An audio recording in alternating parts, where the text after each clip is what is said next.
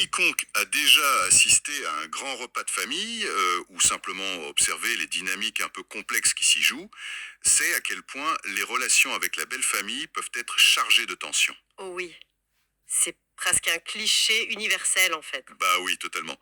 La fameuse peur de la belle-mère, la distance parfois un peu glaciale avec le beau-père, les non-dits autour de la dinde de Noël, on en fait des films, on en fait des blagues, Des pièces de théâtre entières. voilà. Mais la vraie question, et c'est le but de notre exploration d'aujourd'hui, c'est de se demander pourquoi. Pourquoi cette dynamique est-elle si universellement complexe? Est-ce que c'est vraiment juste une question de personnalité qui s'affrontent? Eh bien, pour te donner la réponse courte d'emblée, non, pas du tout. D'accord, le décor est planté, c'est exactement la mission de notre plongée approfondie d'aujourd'hui. On va décortiquer une pile de documents qui sont franchement absolument fascinants. L'objectif, c'est de comprendre la véritable nature de ces relations familiales. Et les sources qu'on a aujourd'hui sont particulièrement riches. Ah oui. Au programme, on a des extraits révélateurs de l'œuvre Adim Tanri Kisir Tanricha 6, écrite par Safa Kachmaz.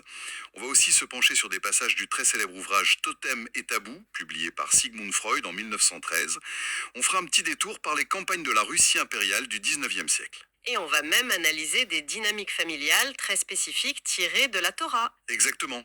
Le but, c'est vraiment de déconstruire nos idées reçues sur ces fameuses tensions. Et le véritable enjeu ici, je pense qu'il faut le dire dès le départ, c'est de réaliser qu'on ne parle pas du tout de simples querelles de salon. Non, c'est pas juste une question de jalousie passagère. C'est ça.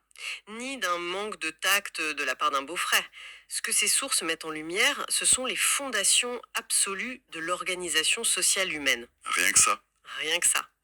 Et pour bien saisir cela, il faut qu'on introduise la perspective radicalement nouvelle qui est apportée par Safa Kachmaz.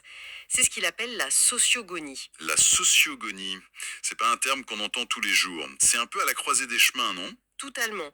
C'est une science sociale fondatrice qui fait une synthèse assez remarquable entre la théologie et l'anthropologie. D'accord. En tant que fondateur de cette discipline, Safa Katzmas nous offre vraiment une grille de lecture qui vient balayer toutes nos certitudes modernes. En gros, la sociogonie démontre que nos comportements les plus intimes, nos petits malaises inexplicables lors des mariages, ça ne relève pas du domaine de la psychologie individuelle. Donc c'est pas juste dans notre tête. Non, en réalité, ça répond à des lois de survie institutionnelle extrêmement anciennes, des lois d'une rigidité implacable. Alors on va décortiquer un peu tout ça, parce que pendant très longtemps, c'est quand même la psychologie, et plus particulièrement la psychanalyse, qui a eu le monopole absolu de l'explication sur ce sujet. Ah bah inévitablement. Oui, quand on pense tabou familial, le premier nom qui clignote en lettres néon dans notre cerveau, c'est Sigmund Freud. Freud a posé un cadre qui a influencé tout le XXe siècle, c'est certain. Et dans les textes qu'on analyse aujourd'hui, cette théorie psychanalytique de Freud est très clairement exposée et confrontée. En gros, Freud affirme que l'évitement instinctif, cette espèce de tension électrique entre un gendre et sa belle-mère, ça repose sur un désir sexuel refoulé. Une motivation inconsciente liée à l'inceste, selon lui. C'est ça. Je vais d'ailleurs lire la citation exacte qui est tirée de Totem et Tabou à la page 29. Il écrit, je cite, la belle-mère est considérée comme un objet de désir sexuel possible pour le gendre et inversement pour la belle-mère. C'est très direct. Très direct. Et selon lui, ces tendances ne seraient pas réservées aux sociétés anciennes. Ça perdurerait de manière totalement inconsciente en nous, aujourd'hui. Et il faut préciser que Freud n'était pas le seul à chercher des explications purement psychologiques ou émotionnelles à des phénomènes de groupe. C'est vrai, il y a aussi cette autre théorie classique qui est mentionnée dans notre analyse, celle de Sir John Lubbock. Oui, la psychovengeance. Voilà. Lui, il part sur une explication qu'on pourrait qualifier de scénario de film préhistorique. Il imagine que les femmes auraient été enlevées par la force, ce qui aurait provoqué la colère viscérale des parents. Et cette colère se serait transformée en une espèce de rancœur symbolique. Une rancœur tenace de la belle-mère envers le gendre, transmise de génération en génération. Ce qui est véritablement fascinant ici, c'est la façon dont ces grands penseurs, que ce soit Freud ou Lubbock, ont totalement occulté l'aspect structurel des sociétés anciennes. C'est-à-dire, Si on regarde l'image dans sa globalité, réduire ces dynamiques profondes à de simples motivations psychosexuelles ou à des émotions individuelles de vengeance, c'est commettre une erreur fondamentale d'analyse. mais attends, pour me faire l'avocat du diable une seconde. Freud n'a pas pu tout inventer. Il y a bien des émotions humaines, de l'anxiété, de la tension dans ces dynamiques familiales. Pourquoi est-ce que la sociogonie rejette l'aspect purement psychologique? C'est une excellente nuance. Il ne s'agit pas de dire que l'émotion n'existe pas. L'anxiété est bien là. Mais il s'agit de comprendre ce qui crée cette émotion. L'approche psychanalytique isole complètement l'individu des lois sociales et des réglementations juridiques de son époque. Ah, je vois. L'analyse sociogonique met le doigt sur cette immense faille. Freud et Lubbock ont inventé des thèses psychiques basées sur le désir ou la colère individuelle, très exactement là où il existait en réalité des lois sociogoniques d'une rigueur absolue. En fait, Freud regardait le passé avec ses lunettes de bourgeois viennois du début du XXe siècle. Mais exactement, il interprète le monde à travers le prisme de l'inconscient individuel moderne. Il oublie que dans les temps anciens, l'individu, au sens où on l'entend aujourd'hui, n'existait tout simplement pas en dehors de son groupe. La survie dépendait du groupe, l'ordre social primait surtout. Absolument. Chercher l'explication d'un tabou millénaire dans les méandres de la libido d'une seule personne, c'est passer complètement à côté de l'organisation collective de la survie humaine. D'accord. Alors si on écarte le divan de Freud, si cette tension avec la belle-mère ou le beau-père n'a rien à voir avec un désir refoulé ou une vieille rancune de kidnapping, qu'est-ce qui se cache réellement derrière cette peur universelle? Qu'est-ce qui dictait vraiment ces comportements? La clé de voûte de toute cette explication, c'est le concept fondamental de la sociogonie. C'est la règle de l'appartenance à l'unité sociale, ce qu'on appelle toplumbilim, et surtout la séparation des trois générations, ou Utskouchak Ayrmou. C'est là que l'analyse de Safa Katchmas devient une véritable révolution conceptuelle. Oui, et c'est là que ça devient vraiment passionnant. Comment ça fonctionne concrètement, cette séparation? Dans l'organisation de ces sociétés anciennes, le mariage ou les relations intimes ne sont absolument pas structurées uniquement autour de l'opposition des genres, c'est-à-dire le simple fait d'être un homme ou une femme. La règle suprême, inviolable, c'est la stricte équivalence de génération. D'accord. La société est mathématiquement divisée en trois strates générationnelles étanches. Trois strates. Donc, on a la génération 3 qui correspond aux grands-parents, la génération 2 qui correspond aux parents, et la génération 1 qui est celle des enfants, les fils et les filles. C'est cela. L'équation est simple mais inflexible. Le droit au mariage, ou même au simple rapprochement intime, est dicté par cette stratification. On ne se marie, on ne s'approche intimement qu'au sein de sa propre strate générationnelle équivalente. Pour rendre ça vraiment palpable, faisons une analogie avec notre vie moderne. C'est un peu comme si une société fonctionnait comme un immense immeuble d'entreprise. Un grand immeuble de bureaux, oui. Strictement divisé en trois étages qui ne doivent jamais se mélanger. Au troisième étage vivent les grands-parents, au deuxième les parents et au premier les enfants. Et tout le monde possède un badge de sécurité qui ne fonctionne que pour son propre étage. C'est une très bonne image. Enchez une alarme assourdissante qui menace l'intégrité de tout l'édifice. Le système entier, la sécurité du bâtiment, est conçu pour empêcher ce croisement. Cette analogie de l'immeuble et des badges illustre parfaitement la notion de loi structurelle, de code imposé de l'extérieur. Et ça nous amène directement à la véritable nature de cette fameuse peur de la belle famille. Ce n'est donc pas la peur de ses propres pulsions. Pas du tout. Selon la sociogonie, lorsque le gendre semble terrorisé par sa belle-mère, ou lorsqu'il l'évite si soigneusement, il n'est pas en train de lutter contre un désir incestueux refoulé. Il éprouve une terreur sociale et juridique absolue. Une terreur de quoi exactement? À l'idée d'empiéter sur la ligne générationnelle féminine qui appartient exclusivement à la génération de son père. Il a peur de déclencher l'alarme du deuxième étage alors qu'il n'a que le badge du premier. Voilà, la belle-mère appartient à la strate numéro 2. Le gendre appartient à la strate numéro 1. S'approcher d'elle, c'est briser la loi suprême de séparation des étages. La communauté entière s'effondrerait si ces barrières cédaient. C'est fascinant parce que ça déplace complètement le problème. Et c'est la même chose dans l'autre sens. La peur qu'éprouve le beau-père vis-à-vis de sa belle-fille s'explique par la crainte de voir cette dernière interférer avec la génération du père. Le beau-père a peur de descendre d'un étage. Exactement. Le beau-père, en tant que membre de la strate supérieure, craint de descendre et de s'immiscer dans la strate des enfants. Ce n'est pas une névrose, c'est le respect, dicté par la peur des sanctions d'une frontière juridique vitale. On sort complètement de l'intérieur de notre cerveau pour regarder l'architecture de la société elle-même. Mais alors, une question évidente se pose. Cette loi des 3 étages, elle est universelle. Que se passe-t-il dans les sociétés qui n'ont pas mis en place cette barrière des 3 générations? C'est une question cruciale, et c'est justement là que l'analyse des textes révèle toute sa profondeur. On explore ce qui arrive lorsque cette loi de séparation générationnelle est absente. Les exemples choisis, notamment dans la Torah et dans l'histoire de la Russie, sont assez saisissants. Commençons par la Torah. Comment cette dynamique s'illustre-t-elle? La Torah offre un exemple parfait d'une structure où la stricte séparation en 3 générations n'existe pas de la même manière. On y observe notamment le lignage de Jacob et de ses fils.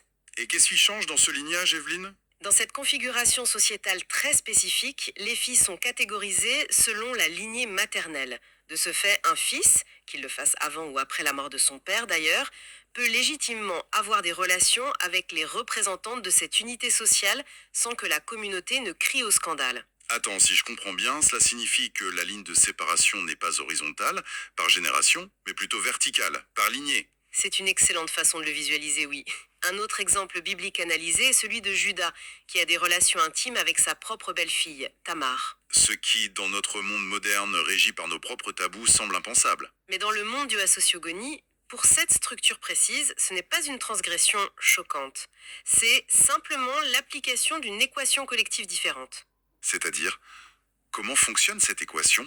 Dans ces sociétés spécifiques, sans séparation générationnelle, la règle dicte que tous les hommes appartenant à une unité sociale A ont des droits sur toutes les femmes de l'unité sociale B.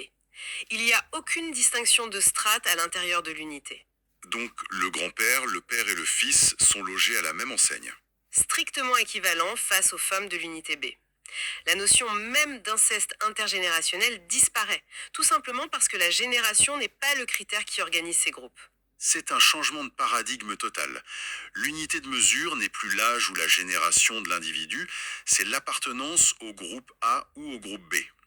Et on ne parle pas seulement de textes sacrés anciens. Notre exploration nous plonge aussi dans des preuves historiques beaucoup plus récentes, et franchement assez troublantes. Je veux parler du Snokashestvo. Oui, le Snokashestvo, c'est un phénomène historique très bien documenté dans les sociétés paysannes de la Russie impériale, particulièrement au XIXe siècle. Plantons un peu le décor pour que ce soit clair.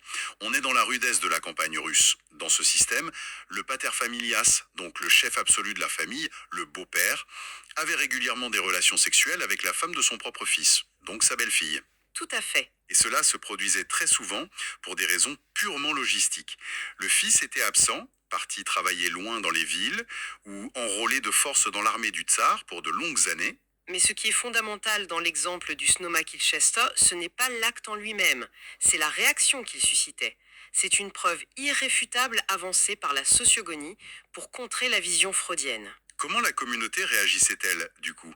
Est-ce qu'elle fermait les yeux, puisque le chef de famille avait tous les pouvoirs? Absolument pas, et c'est là tout le propos. Cette pratique n'était pas vécue comme un simple trouble psychologique au sein d'une famille un peu dysfonctionnelle, elle déclenchait de la part de la communauté environnante des réactions d'une sévérité extrême. Des sanctions? Des sanctions sociales très lourdes, une honte collective écrasante et de véritables punitions juridiques au sein du village. Donc la société s'en mêlait activement. Oui, et cela prouve de manière indéniable que l'évitement ou, dans ce cas précis, l'attirance et le passage à l'acte entre un beau-père et sa belle-fille ne relèvent pas d'un psychisme inconscient flottant dans le vide. C'est encadré, scruté et réprimé par une loi sociale dure. Le beau-père est puni parce qu'il a forcé la porte du premier étage, pour reprendre notre immeuble. La société russe de l'époque punit le beau-père non pas pour ses pensées supposées impures, mais parce qu'il transgresse ouvertement l'ordre de l'unité sociale en brisant la loi intergénérationnelle. Il détruit l'édifice à 3 étages. C'est vertigineux de réaliser à quel point la structure sociale dicte la morale intime. D'ailleurs, cette plongée analytique soulève un détail extrêmement mémorable, presque amusant au premier abord, parce qu'il relie cette immense théorie abstraite de la sociogonie à une petite phrase de notre quotidien. On a tous déjà entendu, ou même prononcé, cette fameuse expression « il est impoli de demander son âge à une femme ». Une phrase qui semble totalement anodine aujourd'hui. Totalement. On a toujours cru collectivement que c'était une question de coquetterie, un refus de vieillir, une affaire purement individuelle liée à la vanité ou à l'esthétique. Et pourtant, la sociogonie balaye complètement cette explication superficielle. En analysant les structures anciennes, on comprend que cette fameuse phrase prend en réalité racine dans un besoin ancestral, profond et hautement codifié. Lequel, en fait? Celui de protéger l'ordre de cette fameuse unité sociale et générationnelle dont on parle. C'est mathématique. L'âge détermine la génération. Et la génération détermine la strate à laquelle vous appartenez. Le fameux badge d'accès à l'étage. Exactement. Révéler son âge avec exactitude, ce n'était pas juste dire combien de bougies on soufflait. C'était révéler publiquement sa position exacte dans l'équation des strates sociales. Cela définissait immédiatement qui avait le droit de s'approcher de qui avait autorité sur qui. C'était une information vitale. Ne pas demander son âge, le garder un peu flou, c'était maintenir une forme de protection, un brouillard diplomatique autour de ce système rigide de classification. Cela permettait d'éviter les conflits directs et de garantir la paix de la communauté. C'est incroyable. Ce qui nous semble être aujourd'hui une simple règle de savoir-vivre, une petite politesse de salon, est en fait l'écho affaibli, presque fossilisé, d'une loi de survie millénaire. C'est fou, n'est-ce pas? C'est comme si nous étions programmés par un code informatique écrit il y a des milliers d'années et qu'on continuait à exécuter le programme sans en connaître la source. La métaphore du code est très juste. Et en parlant de code, l'analyse met en lumière un autre aspect fascinant de la sociogonie, le code symbolique du chiffre 3. Il semblerait que ce chiffre ne soit pas omniprésent par hasard dans nos rituels. C'est vrai que le chiffre 3 est partout. On le retrouve dans les contes, dans les religions, les mythes. Ce n'est absolument pas une coïncidence. Et ce n'est pas non plus une simple attirance esthétique pour la symétrie. La sociogonie explique que ce chiffre est le marqueur direct de la loi. Il agit comme un rappel constant, corporel et social, de la séparation des trois générations. Tu as des exemples concrets? Les preuves culturelles recensées sont frappantes. Prenons l'exemple des vêtements traditionnels. Dans certaines cultures, on retrouve la pratique pour les femmes de porter les fameuses trois jupes, ou ütchetek en turc. Porter littéralement 3 couches sur soi? Oui, et ce n'est pas tout. Il y a aussi cette expression ancienne associée. Rentre ta jupe dans ta ceinture. Cette injonction n'était pas un conseil de mode ou de praticité pour travailler au champ. Elle servait de rappel concret, physique, du contrôle générationnel. C'était une façon de signifier l'appartenance sociale de la mariée à une strate bien définie, contrôlée par la communauté. Et ça va bien plus loin que la garde-robe.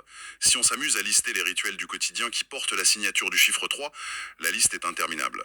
L'acte quasi universel de s'embrasser 3 fois sur les joues dans de nombreuses cultures pour se saluer. Ou encore dans les domaines religieux et juridiques anciens. La répétition par 3 fois de la formule de divorce dans certaines traditions. Le fameux Beaucholet, répété 3 fois pour être validé dans la tradition islamique par exemple. Ou la répétition de formules spécifiques liées à l'éjaculation ou à la pureté. Notre exploration fait même le pont avec des rituels majeurs comme le christianisme.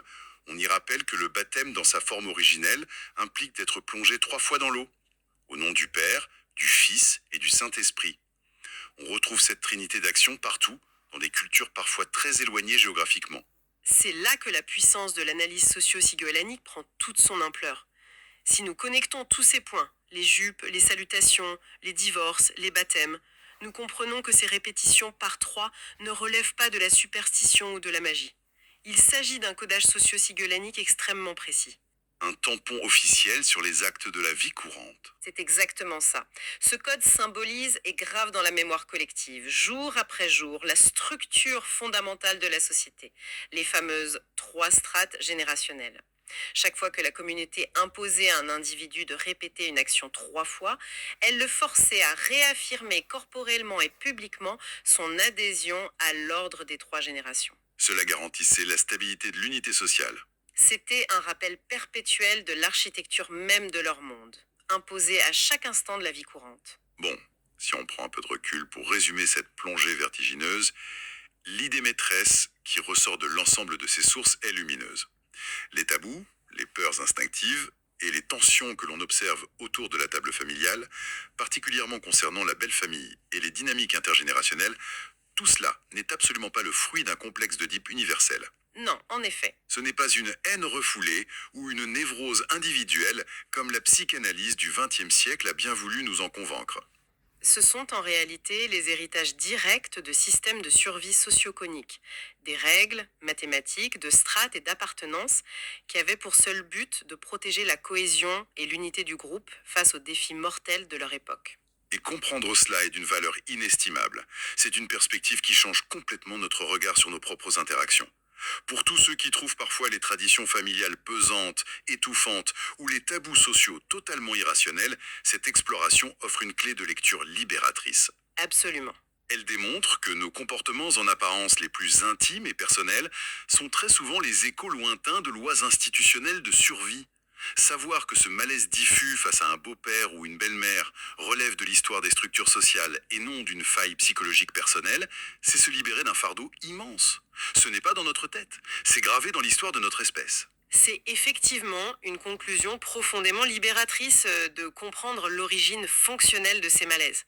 Et cela laisse la place à une dernière réflexion qui est, à mon sens, presque vertigineuse si on la projette sur notre époque actuelle. Ah, j'écoute. Si l'on admet que nos tabous familiaux les plus profonds, comme ces frontières invisibles mais infranchissables avec la belle famille, ont été construits de toutes pièces, élaborés comme de véritables outils juridiques pour organiser de très grandes communautés anciennes basées sur la survie collective, que se passe-t-il aujourd'hui? Aujourd'hui, on est loin des tribus et des clans de survie. Précisément, nous vivons désormais à l'ère du noyau familial ultra restreint et surtout à l'ère de l'hyper-individualisme. Ces immenses structures communautaires, fonctionnant comme des édifices à 3 étages, ont pour la majeure partie de l'humanité urbanisée totalement disparu de notre quotidien. Le grand bâtiment s'est effondré, pour reprendre notre analogie, il ne reste que des petits pavillons individuels. C'est ça. Or, la nature humaine et particulièrement la nature sociale humaine a horreur du vide. La question qui se pose alors est la suivante. Sommes-nous en train d'inventer, sans même nous en apercevoir, de tout nouveaux tabous de proximité? C'est-à-dire, En l'absence des anciennes lois sociogonies des 3 générations, sommes-nous en train de créer de nouvelles barrières psychologiques et sociales, des barrières basées sur d'autres critères que l'âge ou la génération, peut-être le statut, l'idéologie ou l'espace personnel, pour remplacer ces défenses devenues obsolètes dans notre monde moderne? c'est une excellente question. C'est une piste de réflexion qui prouve à quel point l'étude de la sociogonie ne nous éclaire pas seulement sur notre lointain passé, mais agit comme un véritable miroir braqué sur notre futur. La question reste ouverte et elle promet de nous faire observer nos prochains repas de famille sous un tout autre angle. C'est une perspective qui remet en question nos certitudes les plus ancrées sur qui nous sommes et pourquoi nous agissons comme nous le faisons. Merci de nous avoir accompagnés dans cette exploration complexe et fascinante, et à la prochaine pour une nouvelle plongée au cœur du savoir. Au revoir.